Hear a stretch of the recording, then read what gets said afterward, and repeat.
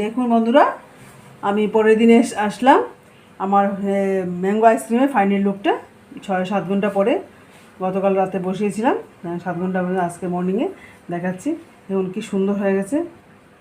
এখন আমি কেটে আপনাদের দেখাচ্ছি।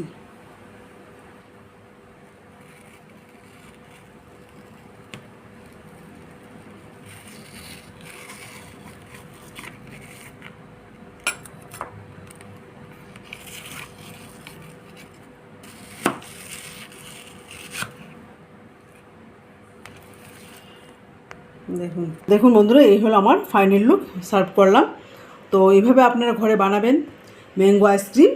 আমি যে যে উপকরণ দিয়ে বানিয়েছি আপনারা ঠিক সেইভাবে বানাবেন, বানিয়ে খাবেন, সবাইকে খাওয়াবেন, নিজেও খাবেন, খেয়ে কমেন্ট করবেন কীরকম হয়েছে, লাইক করবেন, শেয়ার করবেন।